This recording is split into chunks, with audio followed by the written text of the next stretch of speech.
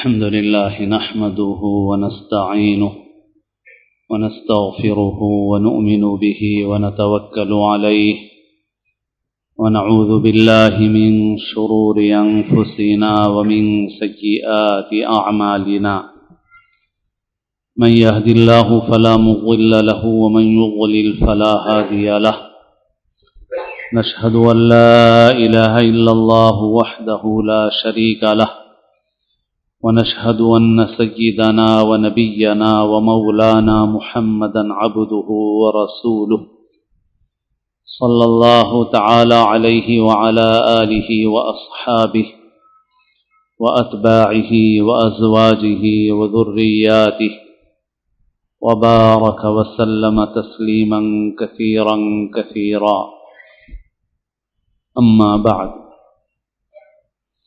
قابل احترام بزرگوں، عزیز دوستوں اور ساتھیوں،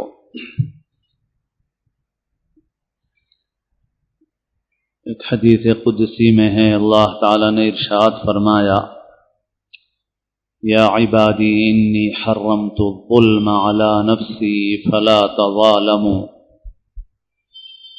اے میرے بندوں، میں نے اپنے آپ پر ظلم کو حرام کیا ہے، بس تم آپس میں ایک دوسرے پر ظلم مت کرو۔ احادیث شریفہ سے معلوم ہوتا ہے کہ ظلم تین قسم کے ہیں۔ ایک ظلم شرک ہے، جس کو ظلم عظیم کہا گیا ہے، یعنی بندہ اللہ تعالیٰ کے ساتھ کسی اور کو شریک کرنے لگے۔ جو حق اللہ تعالیٰ کا ہے وہ اللہ کی مخلوق میں سے کسی کو دیا جائے، اسے ظلم عظیم قرار دیا گیا۔ اگر کوئی انسان اس سے توبہ کیے بغیر مر جائے تو اللہ تعالیٰ نے اعلان فرما دیا کہ اللہ تعالیٰ شرک کرنے والے کی مغفرت نہیں فرمائیں گے، اس کے سوا جس کی چاہیں گے مغفرت فرمائیں گے۔ دوسرا ظلم یہ ہے کہ ایک انسان گناہ کر کے خود اپنے آپ پر ظلم کرتا ہے، اللہ کی نافرمانی کرتا ہے، شراب پیتا ہے، بدکاری کرتا ہے، جس کی وجہ سے اپنے آپ پر ظلم کرتا ہے، اپنے نفس پر ظلم کرتا ہے۔ اور تیسرا ظلم یہ ہے کہ ایک انسان دوسرے انسان پر ظلم کرتا ہے۔ حدیث شریف میں ہے، قیامت کے دن پہلے والے ظلم کے ساتھ جو آئے گا اس کی مغفرت نہیں ہوگی۔ دوسرے والا ظلم اپنے نفس پر ظلم کیا، اللہ تعالیٰ جس کو چاہیں گے معاف فرمائیں گے، جس کی چاہیں گے پکڑ فرمائیں گے۔ اور تیسرا جو ظلم ہے کہ مخلوق ایک دوسرے پر ظلم کرے، جب تک اس کا بدلہ نہیں دلایا جائے گا اس کی معافی نہیں ہوگی۔ یہ بات احادیث شریفہ میں مختلف انداز سے ذکر کی گئی ہے۔ رسول اللہ صلی اللہ علیہ وسلم اسی لیے کسی کا جنازہ ہوتا تو آپ پوچھتے کہ قرض کا کوئی بوجھ اس کے اوپر ہے، اگر ہوتا تو تنبیہاً آپ اس کی جنازے کی نماز کی امامت سے منع فرما دیتے۔ کبھی ایسا بھی ہوتا کہ کوئی دوسرا صحابی ذمہ داری لے لیتا کہ ان کا قرض میں ادا کروں گا، پھر حضور نے نماز پڑھا دی۔ تو جب قرض کا معاملہ ایسا ہے تو اور دوسرے ظلم سب ویسے ہی ہیں، اس سے زیادہ سخت بھی ہیں۔ حدیث میں ہے کہ جب تک سینگ والی بکری نے اگر بغیر سینگ والی بکری کو مارا تھا دنیا میں تو بدلہ اس سے ضرور دلایا جائے گا قیامت کے روز۔ تو بندوں کے حقوق کا معاملہ ایسا ہے۔ آخرت میں بھی معاملہ سخت ہے کہ جب تک معافی تلافی نہیں ہوگی اس وقت تک جنت میں داخلہ نہیں ہوگا، کاروائی آگے نہیں بڑھ سکے گی۔ اور دنیا میں بھی اس کے اثرات سخت ہیں، جیسا انسان عمل کرتا ہے اسی طرح کے نتیجے دنیا میں ظاہر ہوتے ہیں۔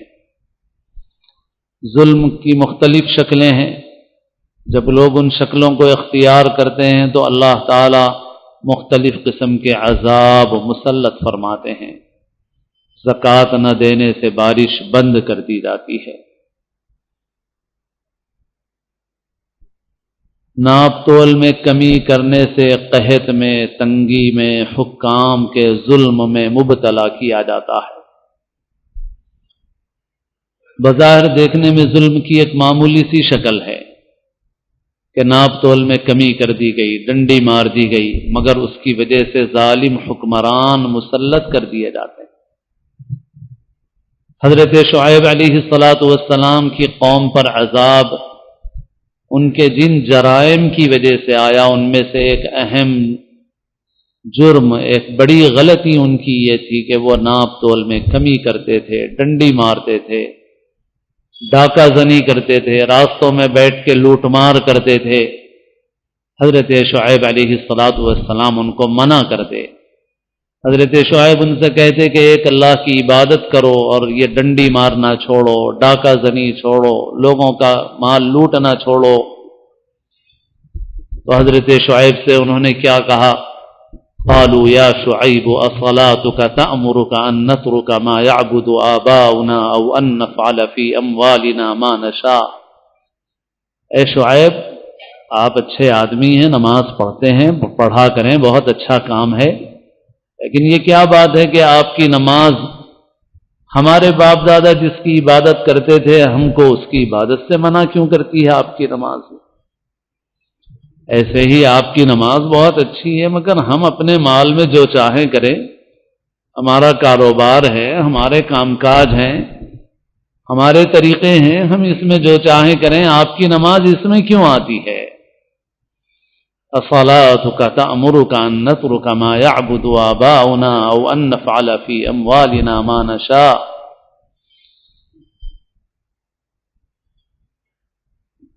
بہرحال قوم نے نہیں مانا، پھر اللہ نے قوم شعیب پر سخت عذاب مسلط کیا۔ جن قوموں کا ذکر قرآن میں ہے کہ ان پر اللہ نے سخت عذاب مسلط کیے ہیں، ان میں حضرت شعیب کی قوم ہے۔ اللہ تعالیٰ نے سخت عذاب مسلط کیا، پوری کی پوری قوم ختم کر دی گئی، تباہ و برباد کر دی گئی۔ آج ہمارے معاشرے میں بھی ظلم کی مختلف شکلیں ہیں، اور قرآن نے یہ جو حالات، واقعات انبیاء کے بیان کیے ہیں، ہمارے سبق کے لیے بیان کیے ہیں۔ اس آئینے میں آج ہم بھی اپنی تصویر دیکھیں۔ جیسے قوم شعیب نے کہا تھا اصلاتک تأمرک ان نترک ما یعبد آباؤنا او ان نفعل فی اموالنا ما نشاء، آج کل ہم خاندانی مسلمانوں کی بھی بیشتر صورتحال ایسی ہی ہے کہ ہم یہ کہتے ہیں کہ صاحب ٹھیک ہے، بہت نماز اپنی ہے، اچھی ہے اپنی جگہ پر، مگر یہ ہمارے کام کاج ہیں، ہم جیسا چاہیں ویسا کریں۔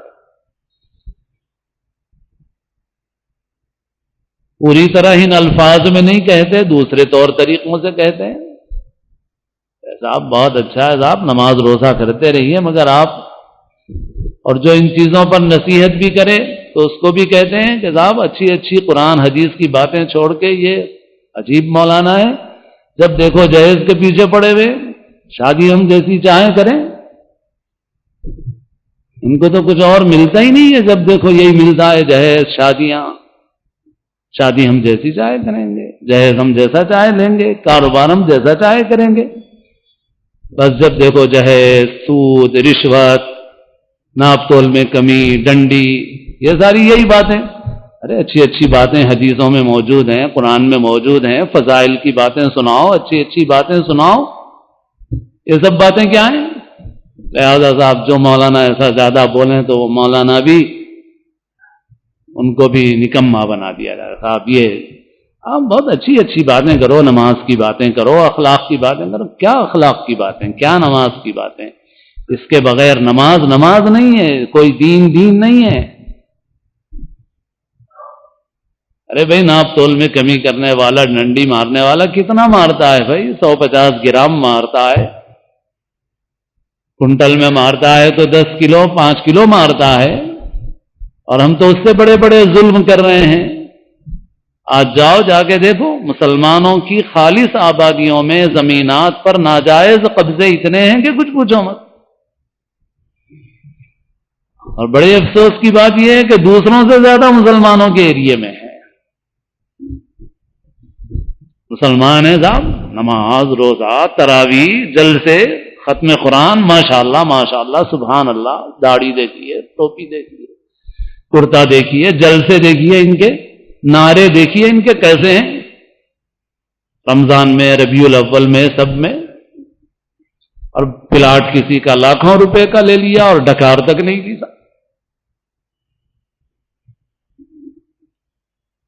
ظلم کی ایک دو نہیں، مختلف شکلیں ہیں۔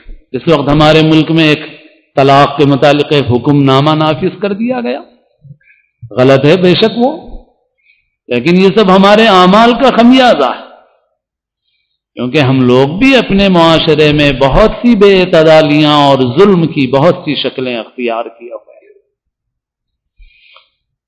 آج شادی کے نام پر اور شادی کے بعد کی زندگی میں ہماری لڑکیوں پر ظلم کی بہت شکلیں ہیں۔ دوسروں کے پاس کم نہیں ہے، دوسروں کے پاس اس سے زیادہ ہے، دوسروں کے پاس اس سے زیادہ ہے، مگر سوال یہ ہے کہ کشتی میں اگر سوار ہوں اور سوار جو ہیں وہ بدمستیاں کریں تو ان کی بدمستیوں میں اور ملاح اور ناخدا جو ہے اس کی بدمستی میں بڑا فرق ہوتا ہے نا۔ ملاح اگر بدمستیاں کرنے لگے تو پوری کشتی ڈوبتی ہے۔ جیسے کسی مسلمان کا واقعہ بیان کیا جاتا ہے کہ ایک جہاز میں سوار تھا مسلمان، اور انٹرنیشنل فلائٹ تھی تو شراب سرو ہوتی ہے، تو شراب بھی سرو ہو رہی تھی، اور ایئر ہوسٹس نے ایک مسلمان کو شراب پیش کی تو اس نے انکار کیا۔ اس نے تھوڑی دیر کے بعد پھر ترغیب دی کہ بہت اعلیٰ درجے کی، بہت مہنگی، بہت قیمتی ہے یہ، آپ اسے تھوڑی سی پی لیجیے، نوش کر لیجیے۔ تو اس نے جب ترغیب دی کہ بہت عمدہ ہے، اعلیٰ قسم کی ہے، تو اس مسلمان نے کہا اچھا اتنی اچھی ہے تو ذرا ایک کام کرو، پائلٹ کو بھی پلا دو۔ تو اس نے کہا کہ نہیں سر، پائلٹ کو تو نہیں پلایا جا سکتا۔ کیوں بھائی، پائلٹ کو کیوں نہیں پلایا جا سکتا؟ اس لیے کہ پائلٹ پیے گا اور تھوڑا بہت بھی نشہ اس کو چڑھ گیا تو پوری کی پوری فلائٹ خطرے میں پڑ جائے گی۔ تو یہ مسلمان کی حیثیت ہے۔ اگر ہم یہ دیکھتے رہیں گے کہ صاحب دوسرے بھی کر رہے ہیں تو دوسرے ہم سے زیادہ کر رہے ہوں گے، ان سے وہ پوچھ نہیں ہے جو ہم سے ہے۔ ہم تو اس کشتی کے ناخدا تھے، اس کشتی کے ملاح تھے ہم، تو ہماری تھوڑی بھی غلطی زیادہ ہے۔ آج ہمارے معاشرے میں بہت شکلیں ہیں ظلم کی، زیادتی کی، رسموں میں، رواجوں میں، خاص طور پر لڑکی والوں پر مختلف اچھے اچھے لیبل اور ناموں سے بوجھ ڈالا گیا۔ اتنا بوجھ ہے، اتنا بوجھ ہے کہ کچھ پوچھو مت۔ جو اس کو منع کرے تو اس کو بھی یہ کہتے ہیں آپ کیا ان چیزوں کے پیچھے پڑے ہوئے ہیں، آپ شوق ہیں، ہماری خواہشیں ہیں، ارمان ہیں، آرزویں ہیں۔ ارے دین میں اتنی سختی نہیں ہے بھائی، یہ بعض مولانا لوگ ہیں ہی بڑے سخت، بڑے شدت پسند، بڑے متشدد۔ ٹھیک ہے، کل اللہ کے پاس جواب دینا۔ 10% لوگ بلا شبہ ایسے ہیں جو اپنی خواہشیں شوق سے پوری کر رہے ہیں، لیکن باقی 90% میں یا تو بھیک مانگنے والے ہیں یا مصیبت اٹھانے والے ہیں۔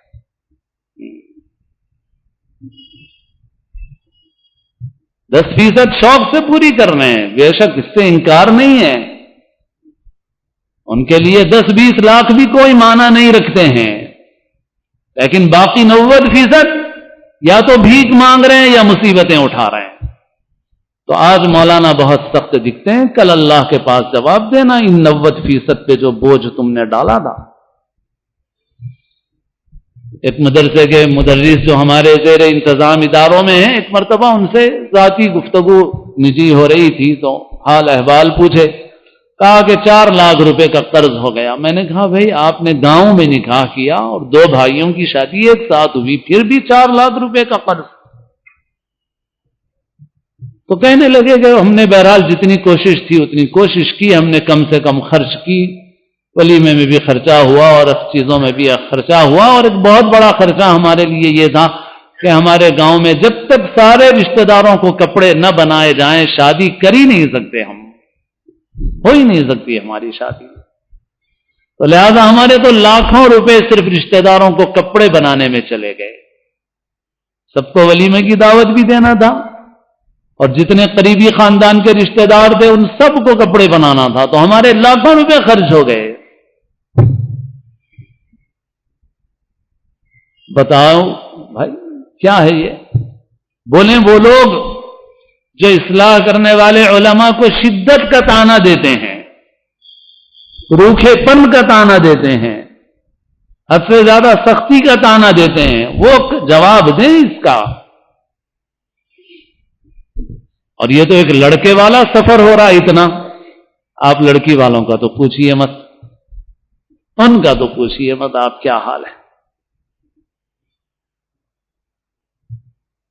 اللہ کو ظلم بہت ناپسند ہے، اور جب لوگ ظلم کرنے لگتے ہیں اللہ ظالم مسلط فرماتے ہیں، ظالم مسلط، اللہ کا نظام ہے۔ اب آپ بتائیے کہ ناپ تول میں کمی کرنا اور ڈنڈی مارنا اگر ہم اپنے حساب سے دیکھیں تو وہ ایک طرف، اور اتنے ظالم حکمران، فساد ہو رہا ہے، بے قصور لوگ مارے جا رہے ہیں، ہجومی تشدد ہو رہا ہے، بھیڑ بھاڑ، ہم کو دیکھنے میں تو ان دونوں میں کوئی وہ نظر نہیں آتا، ابھی ہم چھوٹی سی غلطی کر رہے ہیں، مگر اللہ کے نزدیک یہ چھوٹی غلطی نہیں ہے۔ اللہ کو ظلم بہت ناپسند ہے، ناپ تول میں کمی کا یہ ظلم اللہ کو اتنا ناپسند ہے، اور ہم تو اتنے بڑے بڑے ظلم کر رہے ہیں، ہم اتنی بڑی بڑی زیادتیاں کر رہے ہیں ہم، اور ان پہ اچھے اچھے لیبل لگائے ہوئے ہیں ہم، اور کہیں لیبل بھی نہیں ہے۔ جیسے میں نے کہا زمینوں پہ قبضے مسلمانوں میں، قتل ناحق اتنا بڑا جرم ہے، اتنا بڑا جرم ہے کہ کیا بتائیں۔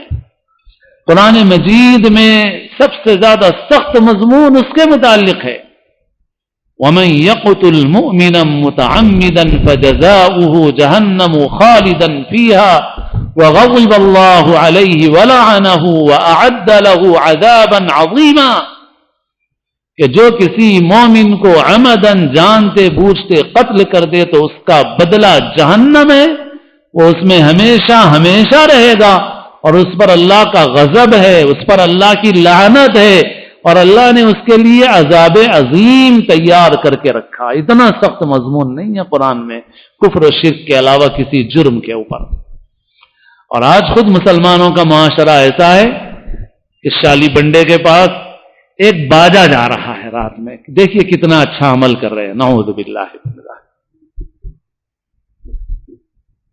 رقے پر النکاح من سنتی قال رسول اللہ صلی اللہ علیہ وسلم، ایک رقے پر تو پیر طریقت کا بھی نام لکھا ہوا تھا، زیر سرپرستی پیر طریقت حضرت فلاں، اور پھر وہی رات کا 2-4 گھنٹے کا باجا بج رہا تھا، ایک شخص زچ ہو کر کے باہر نکلا، اس نے روکا، قتل ہو گیا اس کا۔ یہ خبر میری اپنی آنکھوں سے پڑی ہوئی ہے۔ ابھی کچھ دنوں پہلے حسینی عالم کے پاس ایک دعوت میں کھانے پر چھوٹا سا جھگڑا اور ایک شخص کا قتل، اور ظلم کی کتنی بڑی بڑی شکلیں ہیں۔ مسلمانوں کی آبادیاں اس وقت سودی لین دین سے بھری ہوئی ہیں، سودی لین دین کرنے والے بھی مسلمان ہیں، مسلمان بھی ہیں، غیر مسلم بھی ہیں، دوسری قوموں کے لوگ بھی ہیں، اور جو ایکسپلائٹ کیا جا رہا ہے، جو استحصال کیا جا رہا ہے، وہ حد سے زیادہ گزرا ہوا شرمناک حد تک۔ اس کے نتیجے میں کون کر رہا ہے؟ کوئی پارٹی والے کر رہے ہیں، فلاں تنظیم والے کر رہے ہیں، یہ فلاں مذہب والے کر رہے ہیں، یہ کون کر رہا ہے؟ یہ مسلمانوں کی آبادی میں سودی لین دین، مسلمانوں کے اپنے معاشرے میں جہیز اور شادی کے نام پر بدترین ظلم، مسلمانوں کے اندر خود ناپ تول میں کمی، ڈنڈی مارنا، عیب چھپانا، اللہ کی بڑی بڑی نافرمانیاں۔ اللہ تعالیٰ کا قانون سب کے لیے ایک ہے، اتنے بڑے بڑے ظلم ہم کرتے رہیں گے اور ہم یہ امید رکھیں گے کہ ووٹنگ سے آ جائے گا، کسی ووٹنگ سے نہیں آتا، حاکم اللہ کے حکم سے آتا ہے۔ اور جب تک اپنے اعمال کو نہیں بدلو گے، کچھ بھی مہم چلا لو انتخابات کی، کچھ بھی کر لو، اعمال جب تک اپنے تبدیل نہیں کرو گے اور ظلم سے توبہ نہیں کرو گے، اللہ کی مخلوق پہ ستانا نہیں چھوڑو گے، اس وقت تک ایسے ہی ظالم مسلط ہوتے رہیں گے۔ ظالم دل اللہ کے قبضے قدرت میں ہے.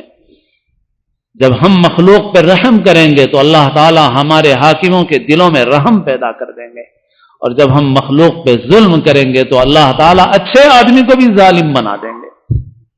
دل اللہ کے قبضے قدرت ہے، اور ظلم اللہ کو بہت ناپسند ہے، بہت ناپسند ہے. انسان اپنے نفس پر جو ظلم کرتا ہے اللہ کی نافرمانی کر کے، وہ نسبتاً کم درجے کی چیز ہے، اس کا اپنے کو نقصان ہے. اللہ چاہے معاف فرمائے، چاہے پکڑ فرمائے، مگر جو ظلم مخلوق کے اوپر کیا جاتا ہے وہ بہت برے نتائج دنیا میں بھی پیدا کرتا ہے اور آخرت میں بھی. اللہ تعالیٰ میری آپ کی سب کی حفاظت فرمائے. کسی نے کہا زندگی ساری اسی اہتمام میں گزری کہ آشیانہ کسی شاخ چمن پہ بار نہ ہو. کسی شاعر نے کہا یا رب کسی سے چھین کے مجھ کو خوشی نہ دے، یا رب کسی سے چھین کے مجھ کو خوشی نہ دے، جو دوسروں پہ بار ہو ایسی ہنسی نہ دے.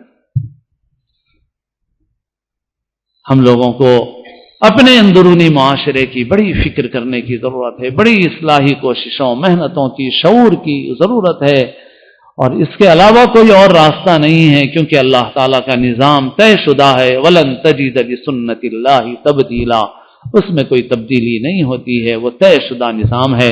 اللہ تعالیٰ اپنے فضل سے، اپنے کرم سے ہم سب کو دین کا صحیح علم، صحیح سمجھ نصیب فرمائے. ہر قسم کے ظلم سے اللہ تعالیٰ ظلم کرنے سے ہماری حفاظت فرمائے، ظلم کیے جانے سے ہماری حفاظت فرمائے، اور اللہ تعالیٰ اپنے حقوق کی معافی کی، تلافی کی اللہ تعالیٰ مرنے سے پہلے توفیق نصیب فرما دے، اور اللہ تعالیٰ اپنے حقوق میں ہمارے ساتھ معافی کا معاملہ فرما دے. ہم سب کو اللہ تعالیٰ اسلام کی زندگی اور اپنے اپنے وقت پر حسن خاتمہ نصیب فرمائے، سنتیں ادا فرما دے.